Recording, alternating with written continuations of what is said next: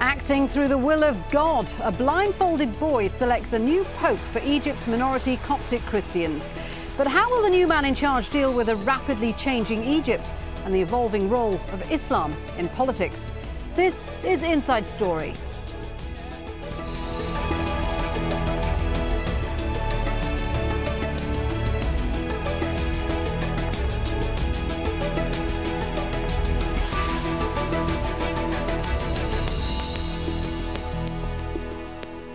Hello there, I'm Shuli Ghosh. Welcome to the programme.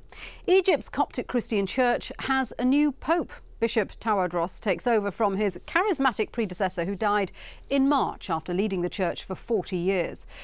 But he's facing difficult times ahead. Egypt's Copts have long complained of discrimination by the state and the Muslim majority. And with the rise of the Muslim Brotherhood, they're feeling increasingly vulnerable. The recent attacks on Coptic Christian churches, in which dozens have died, have added to the fear. Mike Hanna reports now on an ancient ceremony to choose the new church leader. Those in the cathedral believe the hand will be guided by God. A blindfolded altar boy selects one of 3 parchments bound by wax, each bearing a candidate's name. And the identity of the new pope is revealed. A double celebration for the new pope, who turned 60 on Sunday. Bishop Tawadros, long seen as a senior figure within the church, who's campaigned for improving the relationship between Egypt's Muslims and the Coptic minority. Born in Cairo, he holds degrees in pharmacy and theology and has served as Bishop of Beira in the Upper Nile Delta in recent years. Many of Egypt's Copts have felt sidelined in this time of momentous political change, and there's great concern that Christian freedoms may not be enshrined in a new constitution that could be based on Sharia or Islamic law. As long as the country is strong and gives Copts their rights, the church's role is religious. But if the country violates my rights, I will look to the church for more. And a nun who comes from the same district as the new pope outlines the challenges she sees. We need a church in every district. We need national unity. And we Copts need to feel that we belong in this country. There are many things the new pope must achieve. And amid the celebration, the hope that a new pope's call for religious freedom will ring out as loud as the bells. Mike Hanna, Aljazeera for Inside Story. So where now for Egypt's Coptic Christians in a time of change? To answer this, I'm joined by my guests who are all fittingly in Cairo. Bishop Angelos is Bishop of the Coptic Orthodox Church of Alexandria and a member of the Holy Synod of the Coptic Orthodox Church. Sami Fawzi, a political analyst specialising in democratisation and citizenship and writes for the Coptic paper Watani. And Abdullah Al-Ashal, former Egyptian Deputy Minister for Foreign Affairs and Professor of International Law and Political Science at the American University in Cairo. Plus, joining us via Skype is Murad Mohammed Ali, Head of PR and Media Relations for Egypt's Freedom and Justice Party and former media advisor for the Egyptian President Mohamed Morsi during his election campaign. Murad, I know that you've only got a few minutes to spare, so I'm going to start with you. Clearly, this is a critical time for Christians in the new changing Egypt. Is President Morsi going to reach out to the new Pope? First, I would like to congratulate our brothers, our Copts brothers, for electing their new Pope. And we are, as Dr. Katatni, the president of the FEGP, has mentioned, that we are very optimistic about the collaboration with the new spiritual leader of the church and of the Copts. And we believe that we can cooperate together in the future to establish the proper values of freedom, of justice, and of equality. And we believe that we have a lot to share and have a lot to work together on this domain. But this is something, I'm sorry to interrupt, Murad, but this is something that the Freedom and Justice Party has said before. This is something that President Morsi has said before, that there is going to be new legislation to ensure equality amongst all Egyptians, regardless of religion. What have we actually seen? It's actually what we have seen, that we have seen the parliament has been dissolved after 100 days of being elected. So there was no opportunity for the parliament to issue legislations that were planned to. And this is the liquidity that we are facing in Egypt, and this is a challenge that we are facing in Egypt, that the judges has put us in a challenging situation by dissolving the parliament.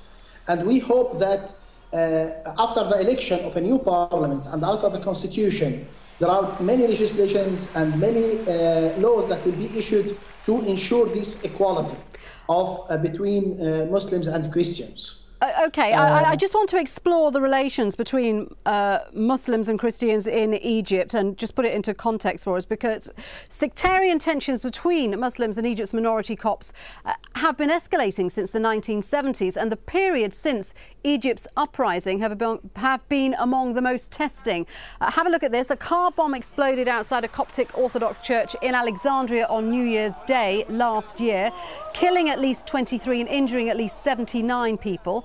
Sectarian violence in Cairo the following May killed 12 people, and in October last year 25 people died in fighting with security forces after a protest march in Cairo over the burning of a church.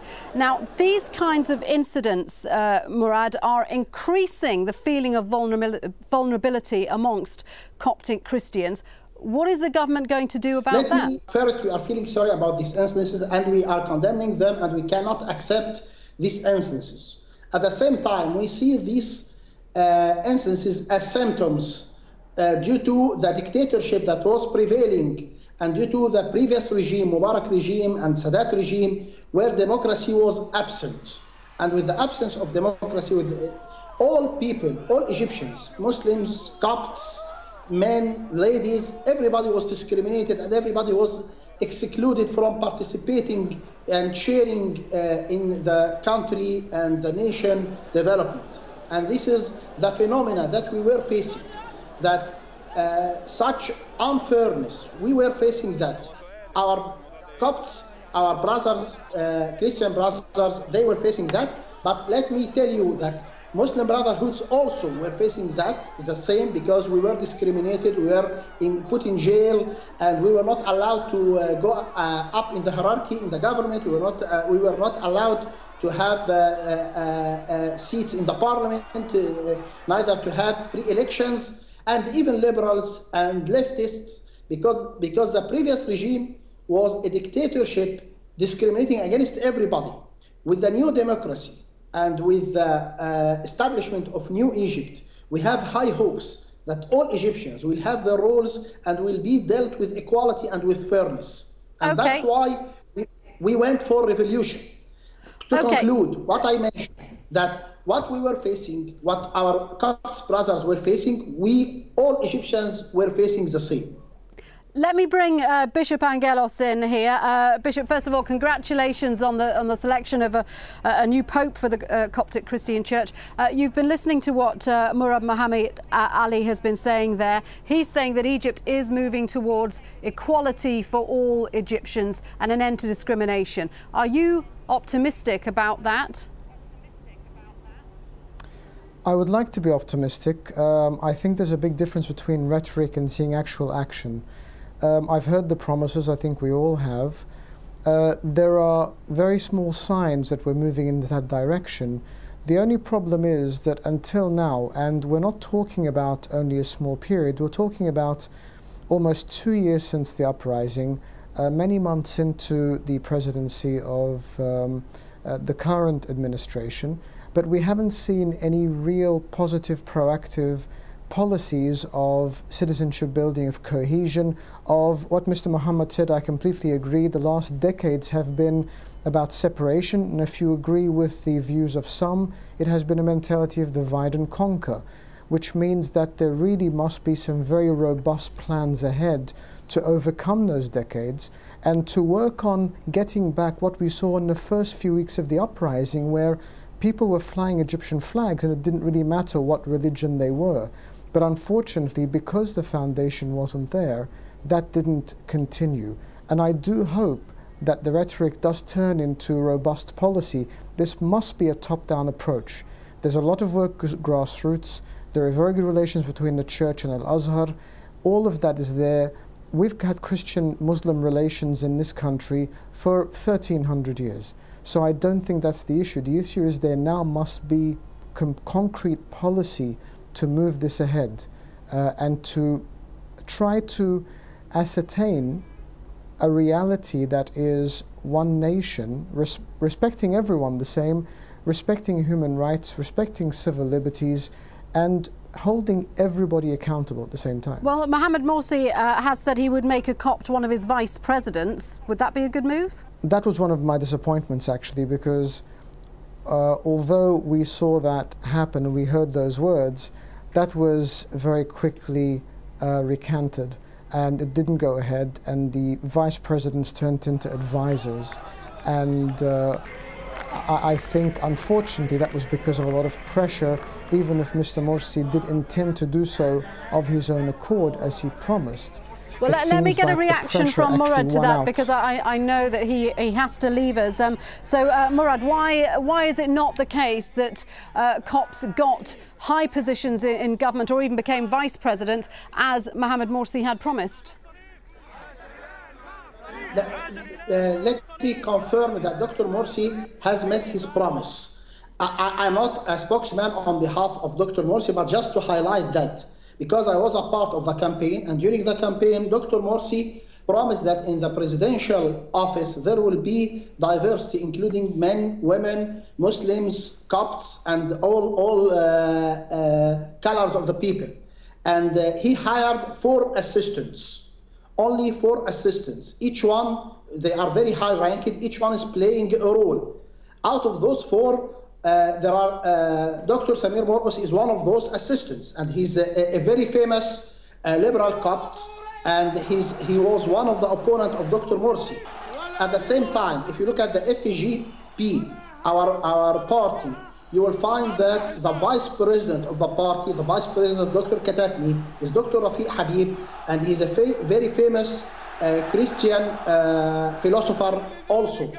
And if you look at the diversity of the consultants among Dr. Morsi, in Dr. Morsi group, you will find it the same. What I would like to stress here, what is more critical is not the number of the people who are there. The most critical, and I believe that we all agree on that, is to have a fair chance. That means we need to give an equal chance and fair chance for all Egyptians, regardless of their color, regardless of their sex, regardless of their religion, to get up into the hierarchy. And we have no objection against that. Once we have a Christian who is able to deliver and qualified to take the position, he or she should never be banned or excluded from getting this right and this position, because this is not only his right, but it's also for the benefit of the country. Okay, Murad, thanks very much. Let me bring in my other guest now. Abdullah Al-Ashal, one of the things that Coptic Christians are increasingly worried about is that Islamists have been in Egypt have been increasingly vocal about applying Islamic law or Sharia in Egypt. I mean, the Salafist parties in particular have made it a central part of their platform. How worrying is that for non-Muslims? Yes, I think talking about the application of Sharia and the differences among all the specialists, especially the Islamists or the groups who are constituting the Salafists and the Muslim Brotherhood, there is some difference between them on the political level, because the Salafists are accusing the Muslim Brotherhood that they are mitigating the phrasing of Article 2 so as to satisfy others who are liberals and Christians, and to keep balance with the society, and to promulgate or to keep their power in office, and to be there all the time. So this problem between the Salafists and the Muslim Brotherhood is also triggered by the Copts. The Christians are saying that the expansion of the definition of Sharia would be harming them, and the church for the first time was voicing their grievances. So I think this polemics about Sharia and how Sharia does mean, and the application of Sharia in Egypt, this is a new trend in Egypt, because before that we didn't hear about the application of Sharia. But in fact, in the slogans and one thing that you said there that I do want to pick up on, that a lot of members of the Coptic Church have become more vocal in standing up for what they want and talking about what rights they expect and what freedoms they want to have. Yeah, some religious men and priests who are representing the church in the Constitutional Assembly are voicing very strong opposition to the definition of Sharia as it has been presented by the Salafist and the Muslim Brotherhood. This is why I think there's a cleavage between the two sides, between those who want Sharia to be applied immediately, and they look at Sharia only partially as sanctions and punishments, and those who are looking to the case as a traditional case as it has been in Constitution of 1971. In fact, this is expanding now and spreading, and I think they have to settle down and to sit together and to see that the Egyptian society had been a Muslim society since 14 centuries, and they are not inventing Islam in Egypt now. And this is triggering many problems with the Christians and also the liberals. Do you agree with that, Sami, that there is a widening divide between Muslims and non-Muslims in Egypt, despite all the talk of unity that we saw in Tahrir Square in the pre-revolution days? It's quite sophisticated, because the unity we faced in Tahrir Square, the same unity we witnessed during 1990th revolution in Egypt, that some problems erupted after the moments, the short-lived moments of coexistence between Muslims and the Christians. We have to be honest with ourselves that Copts in Egypt face inherited problems for a long time: building and repairing churches, political underrepresentation, very conservative social atmosphere, and also lack of positions in government apparatus. So all of these problems should be solved. It's not a time for words, it's not a time for exchange wishes between Muslims and the Christians, but it's a time for the government to prove that it's a government for all Egyptians, the state representing all citizens, and it's a time to accommodate all the demands of all the people and reflect the country of justice and freedom. Then we will witness a different citizens movement in Egyptian society, that people will feel equal before the law, no matters or regardless of their religion, race, social position, or social status. So it's a matter of social policies, not a matter of words. Yeah. And the question is, how do you achieve that? I mean, for example, should Coptic Christians have more say in the drafting of the new constitution? It's not a myth. You can achieve it if you come up with certain public policies to address problems. I will give you an example. In terms of building and repairing churches, there are many restrictions imposed on the process which make Christians unequal with Muslims in making and building and repairing worship places.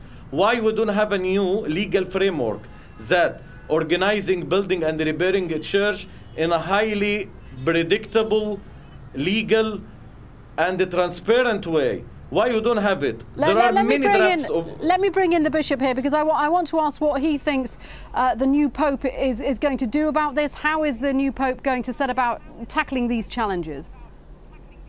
Well, I think Pope Tawadros will continue with the same legacy of the late Pope Shenouda in addressing everything that we have in a cohesive environment between Christians and Muslims.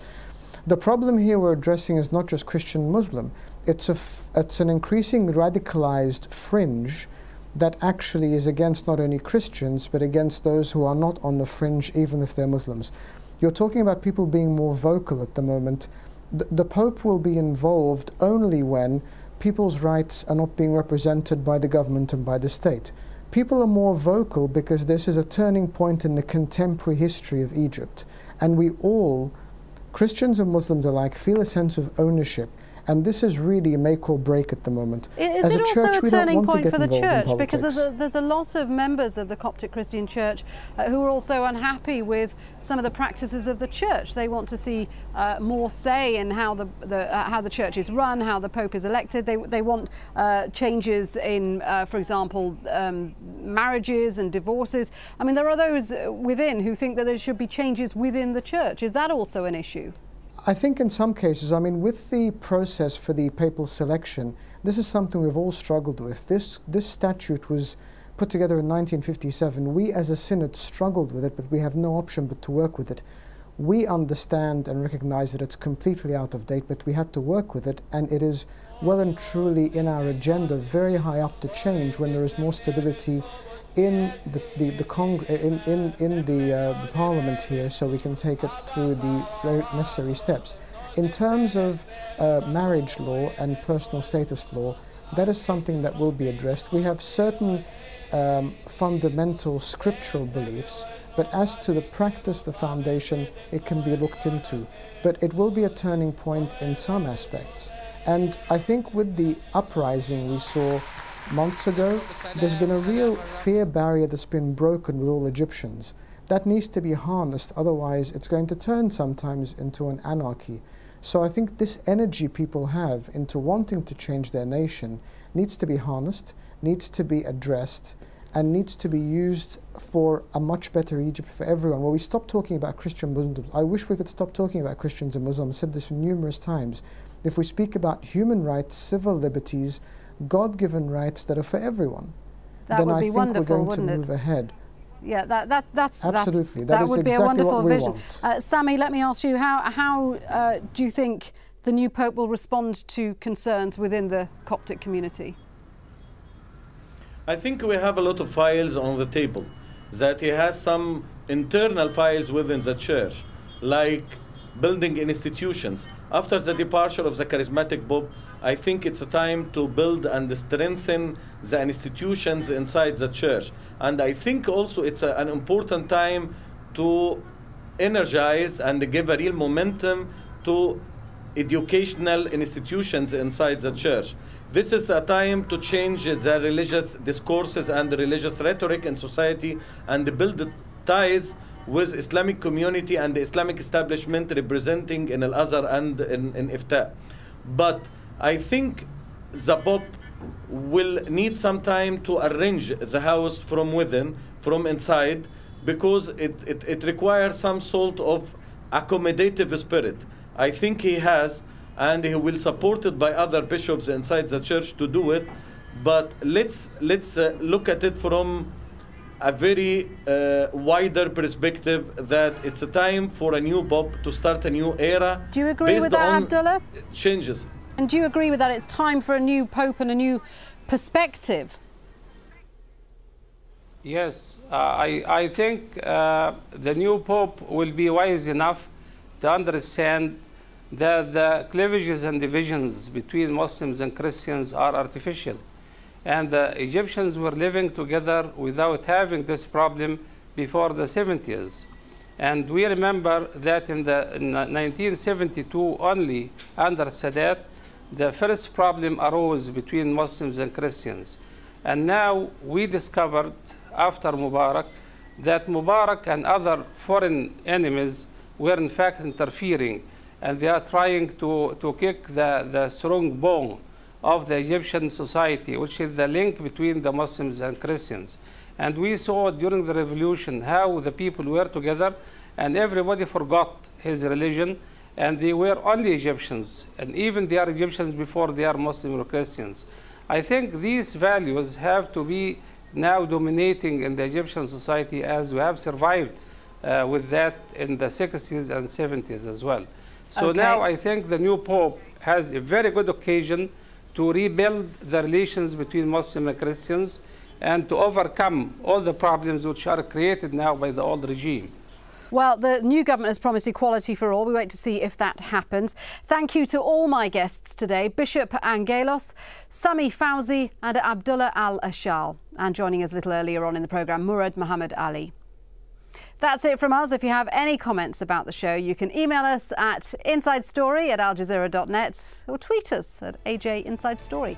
From me, Shiri Ghosh, bye for now.